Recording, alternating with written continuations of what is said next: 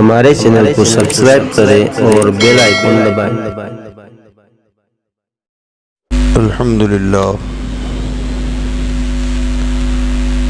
الحمد للہ کفا وسلام علی عبادہ الذین اصطفى اما بعد فاعوذ باللہ من الشیطان الرجیم بسم اللہ الرحمن الرحیم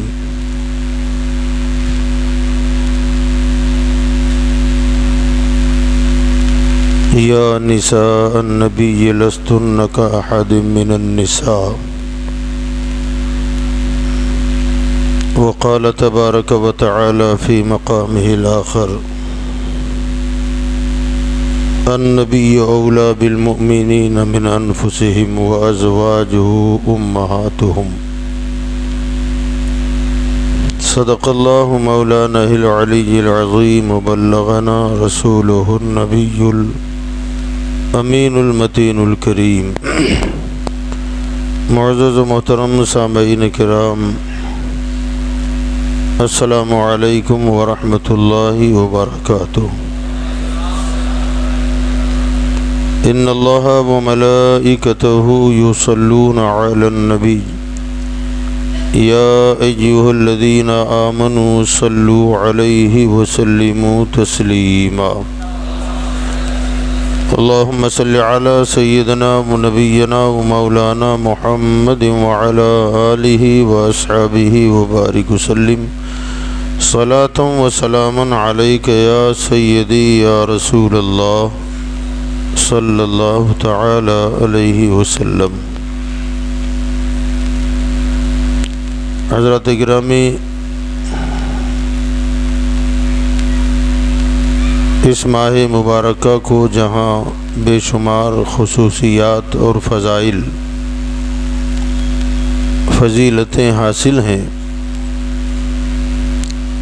ان تمام خصوصیات میں ایک عظیم الشان خصوصیت اس ماہ مبارکہ کو یہ بھی ہے کہ ہماری آپ کی پوری امت کی ماں سیدہ خدیجۃ الکبریٰ رضی اللہ تعالی عنہا کا وصال باکمال بھی اسی مقدس مہینے میں ہوا۔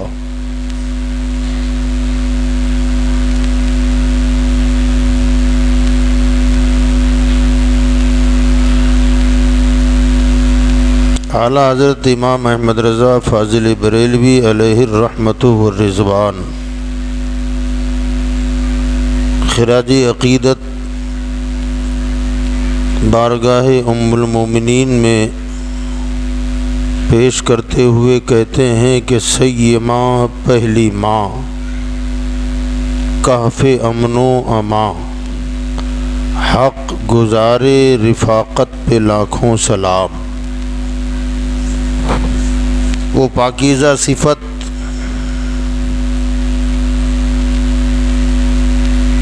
اور ہم سب کی سب سے پہلی ماں، کہف امن و امان، امن و امان کی غار، جنہوں نے حضور صلی اللہ علیہ وسلم کی رفاقت کا حق ادا کر دیا، ان پر لاکھوں سلام۔ سیدہ خدیجۃ الکبریٰ رضی اللہ تعالی، ایسے تو سرکار کی تمام ازدواج مطہرات جن کی عظمت کا بیان خود اللہ نے قرآن مجید میں فرمایا، یا نساء النبی لستن کاحد من النساء، اے میرے نبی صلی اللہ علیہ وسلم کی بیویوں، دنیا کی تمام عورتوں میں تم سا مثل کوئی نہیں ہے۔ لستن کاحد من النساء، ایک بھی عورت تم جیسی دنیا کی دیگر عورتوں میں نہیں ہے، کیونکہ نسبت زوجیت تمہیں بے مثال ذات کے ساتھ ملی، اور بے مثال ذات کی نسبت نے تمہیں بھی بے مثال کر دیا عورتوں میں۔ تو قرآن یہ کہہ رہا ہے کہ عورتوں میں نبی کی بیویوں کی طرح کوئی اور خاتون ہو ہی نہیں سکتی، تو جن کے صدقے میں ان کو بے مثلیت نصیب ہوئی عورتوں میں، تو ذرا سوچو وہ خود ذات پاک مصطفیٰ کتنی بے مثال ہوگی۔ سیدہ خدیجۃ الکبریٰ رضی اللہ تعالی عنہا کی بے شمار خصوصیات ہیں۔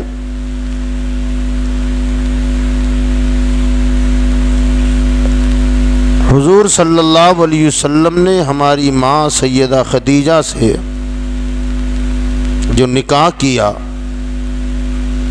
بالکل جوانی کی عمر تھی 25 سال، اور سیدہ خدیجہ کی عمر تھی 40 سال،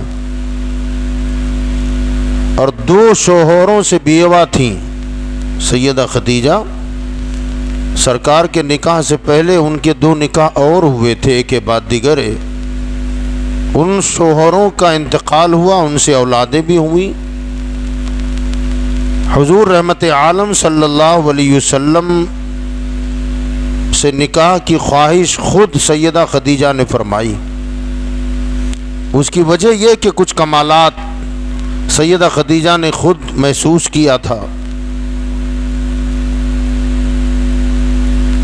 مختلف روایات الگ الگ رہنمائی کرتے ہیں کہ سیدہ خدیجۃ الکبریٰ رضی اللہ تعالیٰ عنہ فرماتی ہیں، خواتین قریش کوئی علاقائی تہوار مناتی تھیں، عورتیں، خاص طور سے مکہ کی عورتیں، وہ بھی قبیلہ قریش کی عورتیں۔ فرماتی ہیں کہ تقریباً قبیلہ قریش کی عورتیں حرم میں جمع تھیں، میں بھی تھیں۔ تو ملک شام کا ایک یہودی تھا یا عیسائی تھا، وہ اچانک وہاں آ دھمکا اور اس نے بلند آواز سے کہا، اے خواتین قریش، اللہ کے آخری پیغمبر جنہیں احمد کہا جائے گا، ان کے ظہور کا وقت ہو گیا ہے۔ تم میں سے کوئی خاتون ان کی زوجیت میں آئے گی اور تم اس کے لیے تیار رہو۔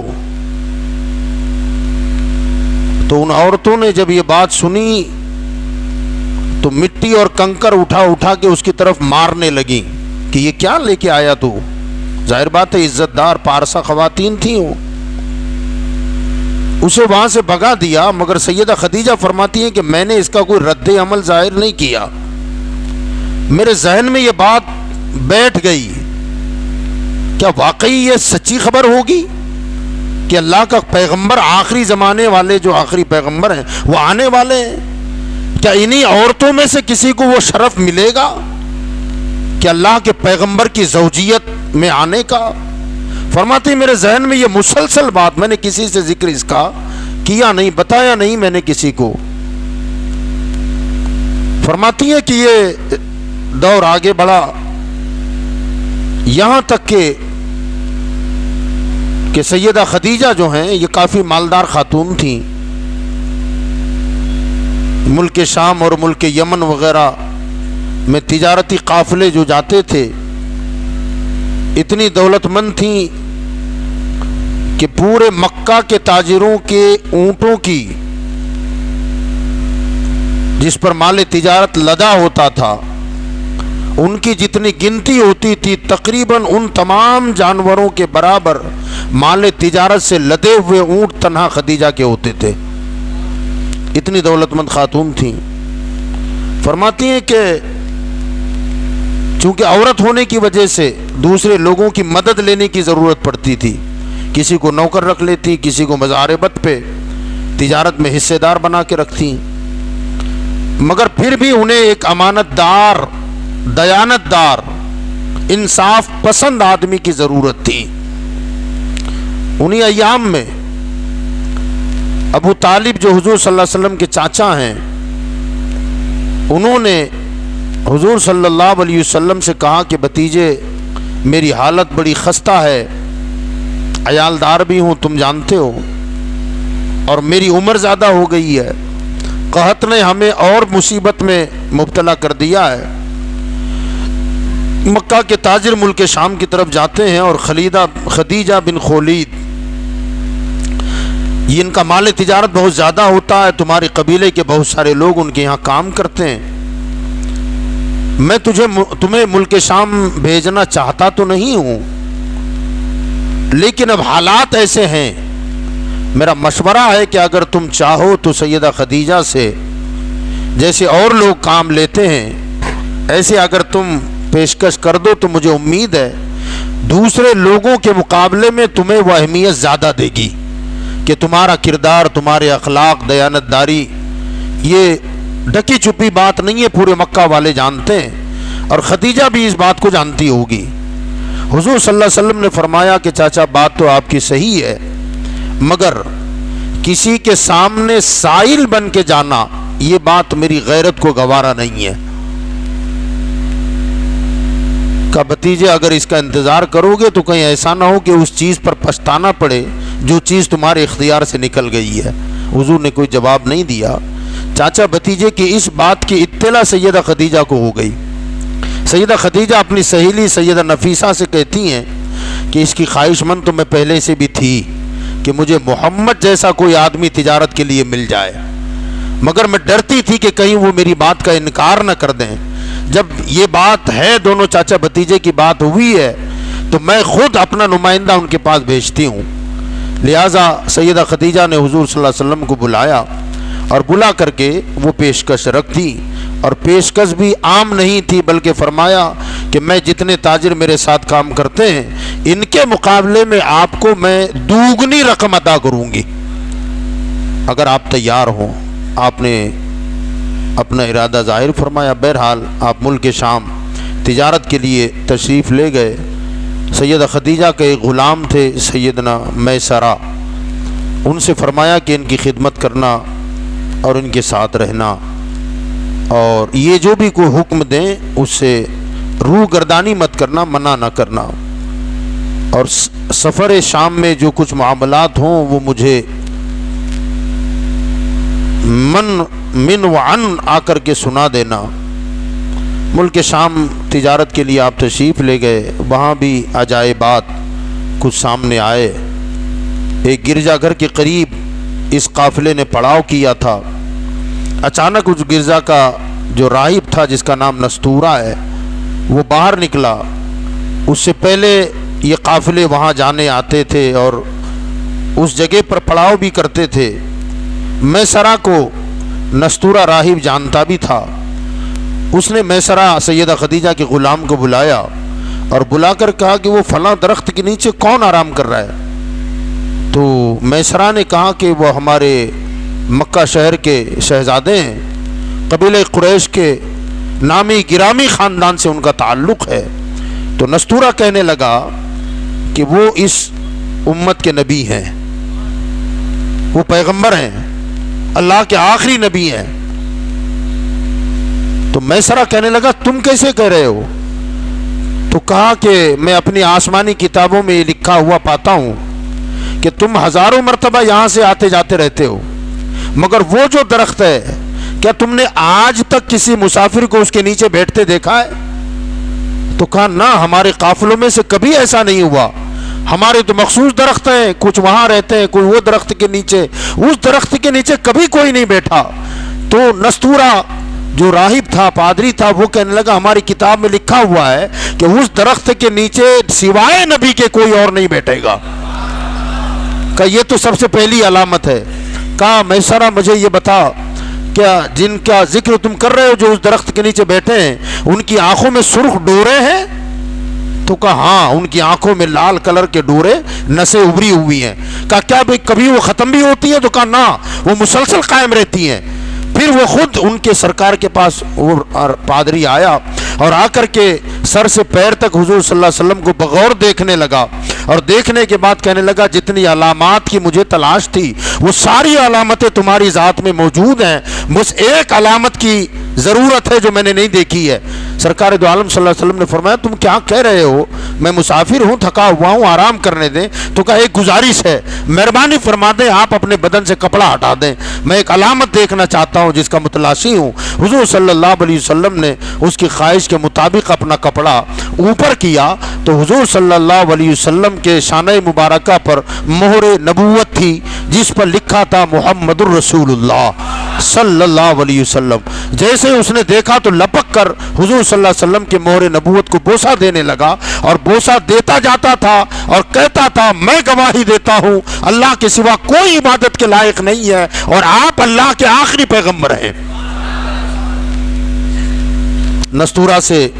نستورہ نے جب یہ باتیں کہیں، میسرہ سے کہا کہ ان کا خیال رکھنا، میں ان پر آج ہی ایمان لاتا ہوں۔ بہرحال فرماتے ہیں کہ انہوں نے یہ باتیں اپنے ذہن میں رکھیں۔ عام طور سے جو تجار اور قافلے والے سیدہ خدیجہ کا جو مال فروخت کرتے تھے، ہمیشہ جتنا منافع ہوتا تھا سرکار کی برکتوں سے اس سال منافع ڈبل ہو گیا، جتنا ہمیشہ ہوتا تھا اس سے دوگنا ہو گیا۔ اس کے علاوہ بھی کچھ اور بھی مزید حیرت میں ڈالنے والی باتیں سیدہ خدیجہ کے غلام نے دیکھیں۔ واپس یہ قافلہ جب مکہ المکرمہ کے لیے روانہ ہوا تو مکہ شہر بالکل قریب تھا اور دوپہر کا وقت تھا، تو دوپہر کے وقت سیدہ خدیجہ کے غلام نے حضور صلی اللہ علیہ وسلم سے کہا کہ اگر آپ مناسب سمجھیں تو مکہ چونکہ بالکل قریب ہے، آپ شہر میں داخل ہو کر خدیجہ سے ہمارے قافلے کی آمد اور تجارت کے منافع کی خبر آپ دیں تو بہتر ہے۔ اگر آپ قبول کریں، حضور صلی اللہ علیہ وسلم نے فرمایا کہ مشورہ اچھا ہے، تم دھیرے دھیرے آنا، میں تیز سواری پر سوار ہو کر سیدہ خدیجہ الکبریٰ کو ہمارے قافلے کی آمد کی خبر بھی دے دوں اور ہم نے جو اس سال منافع کمایا ہے اس کی اطلاع بھی انہیں میں دے دوں۔ آپ سرخ رنگ کے جوان اونٹ پر سوار ہوئے، دوپہر کا وقت تھا اور دھوپ کڑی تھی۔ حضور صلی اللہ علیہ وسلم اس اونٹ پر سوار ہو کر شہر کی طرف تیزی کے ساتھ آگے بڑھے۔ اتفاق کی بات کہ سیدہ خدیجہ اپنی دیگر سہیلیوں کے ساتھ اپنے مکان کے بالا خانے پر کھڑی ہوئی ہیں اور اتفاق سے رخ ادھر ہی ہے جو راستہ ملک شام سے ہو کے آتا تھا۔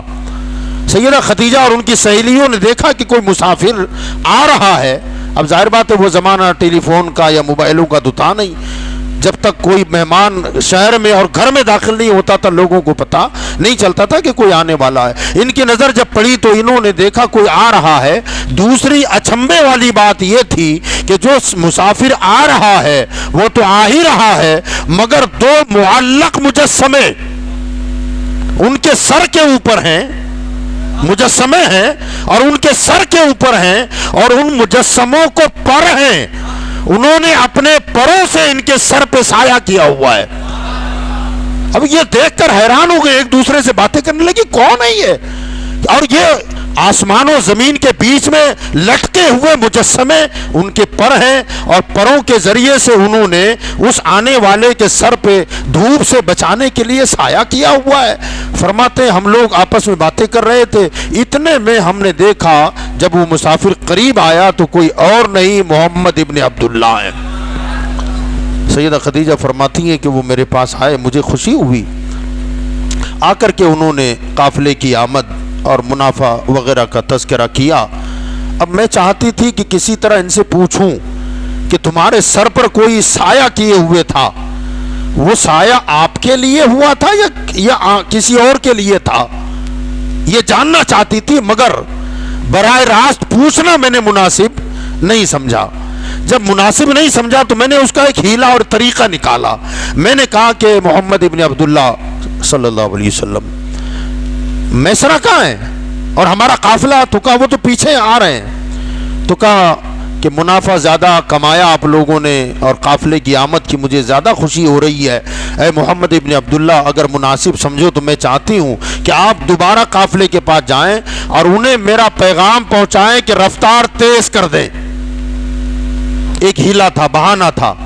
آپ فرماتی ہیں میں چاہتی تھی کہ یہ دوسری مرتبہ دھوپ میں جائیں تاکہ میں وہ منظر جو پہلے دیکھ چکی ہوں پھر دیکھوں، مجھے یقین ہو جائے کہ وہ سایہ اوروں کے لیے نہیں محمد ہی کے لیے تھا صلی اللہ علیہ وسلم. آپ فرماتی ہیں میں نے یہ بات پر آمادہ انہیں کر لیا. وہ پھر نکلے اور پھر میں بالا خانے پر چڑھ گئی. سرکار جب اونٹ پر سوار ہو کر جانے لگے پھر میں نے دیکھا کہ دو فرشتے ان کے سر پر پروں سے سائے کیے ہوئے.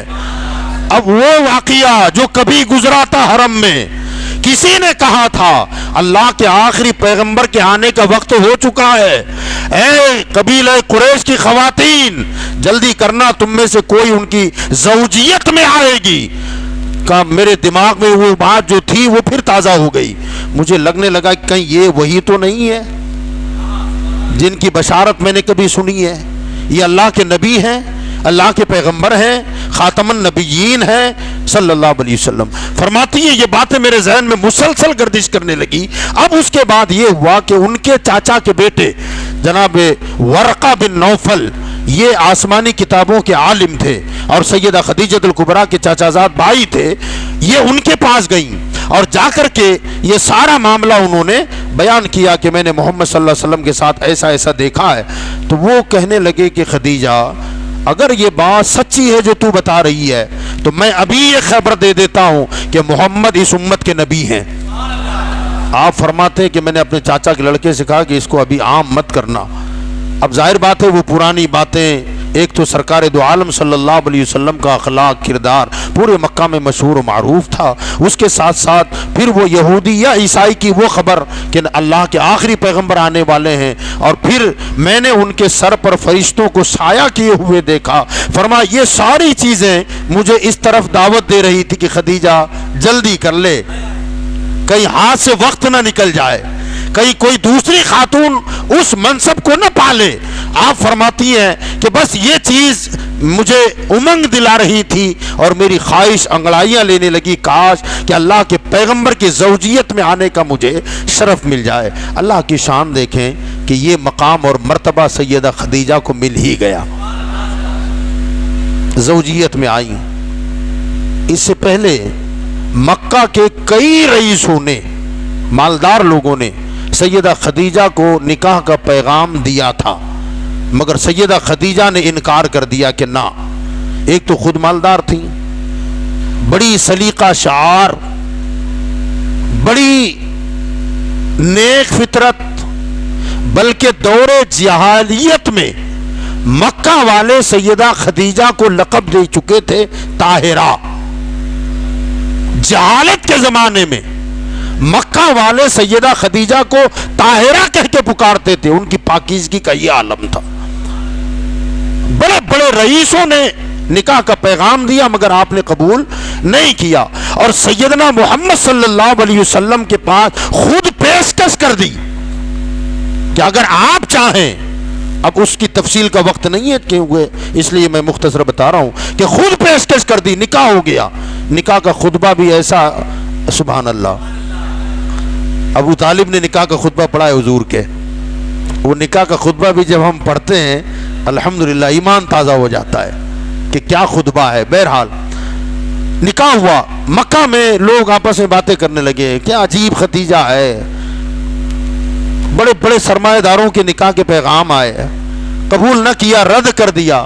نکاح کیا بھی تو ایک فقیر سے، ظاہر بات ہے حضور کے پاس اپنا کوئی مال ذاتی ظاہری اعتبار سے نہیں تھا، کہ جس کا نہ اپنا گھر ہے، نہ کوئی کاروبار ہے، نہ کوئی مال اور دولت ہے. عجیب حماقت کر دیا، بے وقوفی کر دی وغیرہ وغیرہ. اب ہزار منہ ہزار باتیں ہوتی رہتی ہیں. سیدہ خدیجہ الکبریٰ رضی اللہ تعالیٰ عنہ ہمارے آقا سے بے پناہ محبت فرماتی تھی. فرماتی یہ شدہ میرے کانوں تک بات آنے لگی کہ لوگ محمد صلی اللہ علیہ وسلم کو مالی اعتبار سے کمزور سمجھ کر یہ کہہ رہے ہیں کہ میں نے بے وقوفی کر دی. فرمایا جب یہ باتیں سیدہ خدیجہ تک پہنچی کہ لوگ ایسی باتیں کر رہے ہیں تو سارے قبیلے قریش کے لوگوں کو سیدہ خدیجہ نے حرم میں بلایا. سارے لوگ آ گئے، سیدہ خدیجہ کھڑی ہوئی اور کہنے لگی اے قبیلے قریش کے لوگوں، تم یہ سمجھتے ہو کہ میں نے جن سے شادی کی ہے معاذ اللہ مال دولت نہیں ہے اس کے پاس، ثروت نہیں ہے, سرمایہ نہیں ہے, میں تو مالدار ہوں نا. لوگوں نے کہا خدیجہ تمہاری دولت کا تو جواب نہیں ہے. تو آپ نے فرمایا مکہ والوں گوار ہو, میرے قبضے میں جتنا مال ہے آج کے بعد میں سارے دولت کا مالک محمد کو بناتی ہوں. سبحان اللہ, پوری دولت سرکار دو عالم صلی اللہ علیہ وسلم کے نام آپ نے ہبا کر دی. اور وہ زندگی کے جو لمحات گزرے ہیں پھر سبحان اللہ, اللہ تعالیٰ نے سوائے ایک شہزادے کے جتنی اولادیں سرکار صلی اللہ علیہ وسلم کے یہاں ہوئی ہیں اللہ نے عطا فرمائی ہیں, وہ ساری کے ساری اولادیں اللہ نے سیدہ خدیجہ کے ذریعے ہی عطا فرمائی. ان کے علاوہ کسی اور زوجہ محترمہ کو اولاد نہیں ہوئی سوائے ماریا قبطیہ کے, ایک بچہ پیدا ہوا. باقی جتنی اولادیں ہیں الحمدللہ سب کے سب سیدہ خدیجہ الکبریٰ رضی اللہ تعالی عنہا کے بطن مبارکہ سے ہی ساری اولادیں ہوئی ہیں. سیدہ خدیجہ الکبریٰ حضور صلی اللہ علیہ وسلم کی صحبت میں تقریباً 25 سال رہی. کتنے سال؟ 25 سال. اور ان سالوں میں ہمارے آقا صلی اللہ علیہ وسلم نے دوسرا نکاح نہیں فرمایا. یہ بھی ایک خصوصیت ہے سیدہ خدیجہ کی. سیدہ خدیجہ الکبریٰ کی خصوصیات میں ایک عظیم خصوصیت یہ بھی ہے کہ ہمارے آقا صلی اللہ علیہ وسلم کو اعلان نبوت کے بعد یا نزول وحی کے بعد بحیثیت نبی سب سے پہلے جس نے دیکھا ہے وہ سیدہ خدیجہ ہیں. نبی ہونے کی حیثیت سے وحی اتری, اور وہی جب نازل ہوئی تو سرکار غار ہرا سے چل کر سیدھے سیدہ خدیجہ کے گھر میں آئے. تو سب سے پہلی نظر جو بحیثیت نبی ہونے کے جس نظر نے دیکھا ہے وہ سیدہ خدیجہ کی نظر ہے. حضور صلی اللہ علیہ وسلم کانپ رہے تھے, دل میں دھڑکنیں تیز ہو رہی تھیں. زملونی یا خدیجہ, چادر اڑا دے مجھے خدیجہ, مجھے اپنی جان کا ڈر لگ رہا ہے. سیدہ خدیجہ نے کہا تھا کہ نہ کلا, ایسا ہرگز نہیں ہو سکتا. اللہ تم جیسے لوگوں کو ضائع نہیں فرماتا ہے, تمہیں کبھی رسوا نہیں ہونے دے گا. پھر سرکار کی قصیدے پڑھنے لگی. تمہاری شان تو ایسی ہے کہ خود کماتے ہو, غریبوں کو کھلاتے ہو, مظلوموں کا سہارا بنتے ہو, مہمان نواز ہو, صلہ رحمی کرتے ہو. اللہ تعالیٰ ایسے لوگوں کو ضائع نہیں کرتا. چونکہ پرانی باتیں وہ ساری کی ساری ورقہ بن نوفل کی باتیں اور گرجا والی باتیں وہ ساری چیزیں سیدہ خدیجہ کے سامنے تھیں. بہرحال حضور صلی اللہ علیہ وسلم نے جب تک سیدہ خدیجہ بقید حیات رہیں رضی اللہ تعالیٰ عنہ, آپ نے دوسرا نکاح نہیں فرمایا. ان کے وصال کے بعد آپ نے کے بعد دیگر پھر نکاح کرتے رہے. تقریباً ایک ساتھ بیک وقت 9 ازدواج مطہرات بھی سرکار کے حجرہ مبارکہ میں موجود رہیں. مگر ان کے وصال کے بعد بھی سرکار کبھی خدیجہ الکبریٰ کو بھولے نہیں. روزانہ ان کا تذکرہ ہوتا تھا. خدیجہ ایسی تھی, خدیجہ ایسی تھی, خدیجہ ایسی تھی, اللہ اسے جزائے خیر عطا فرمائے, اللہ اسے بہتر صلہ عطا فرمائے. وہ ایسی تھی. سیدہ عائشہ فرماتی ہیں کہ گھر میں جب بھی کوئی چیز آتی سرکار سب سے پہلے سیدہ خدیجہ کے سہیلیوں کا حصہ نکال دیتے. فرماتے تھے یہ خدیجہ کی فلاں سہیلی ہے اسے دے دینا, فلاں سہیلی ہے خدیجہ کی اسے دے دینا, وہ فلاں سہیلی ہے اسے دے دینا. مسلسل یہ ہوتا تھا. ایک دن سیدہ عائشہ فرماتی ہیں کہ مجھے رشک آیا اور میں نے کہا کہ سیدہ خدیجہ تو دنیا سے گزر چکی, اس کا تذکرہ آپ اتنا کرتے ہیں کہ گویا خدیجہ کے علاوہ دنیا میں کوئی عورت ہے ہی نہیں. جیسے یہ بات میں نے کہی تو حضور کا چہرہ بدل گیا اور فرمایا عائشہ خدیجہ خدیجہ ہے, کہ تم ساری بیویاں ہیں اللہ نے بہتر ہیں عطا فرمائی ہے, مگر یاد رکھو تم میری زندگی کے بہترین دنوں کی بیویاں ہو اور خدیجہ میرے مشکل ترین دور کی بیوی ہے.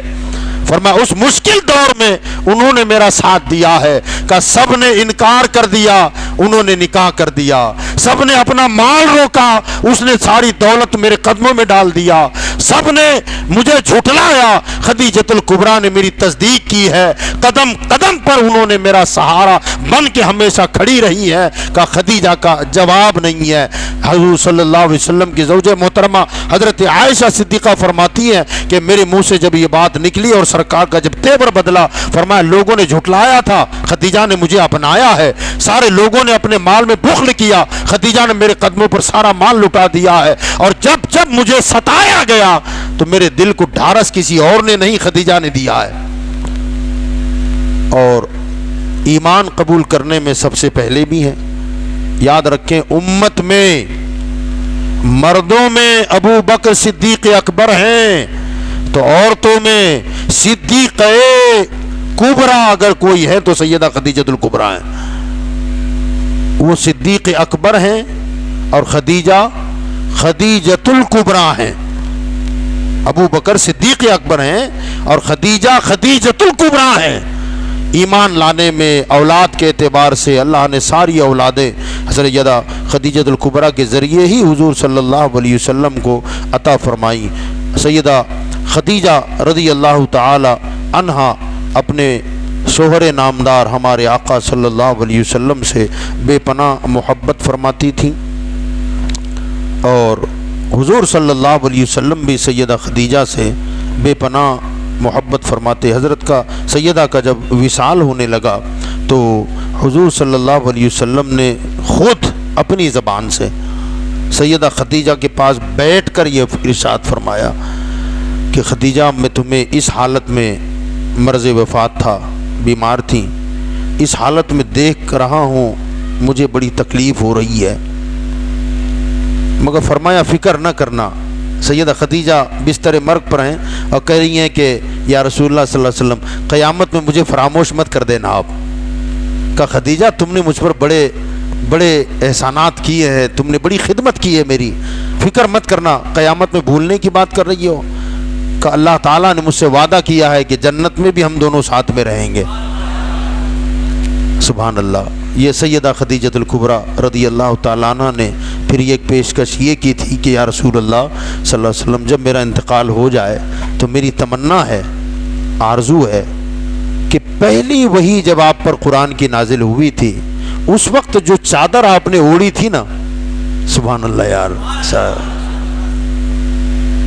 سرکار کے جسم پاک پر جو چادر تھی اور قرآن کی پہلی مرتبہ اقرا بسم ربک الذی خلق جو نازل ہوئی تھی اور فرشتے نے بار بار آپ کو سینے سے لگا کر دبایا تھا سیدنا جبریل علیہ السلام نے، اس وقت آپ کے بدن پر جو چادر تھی میرے انتقال کے بعد مجھے اسی میں کفن دے دینا۔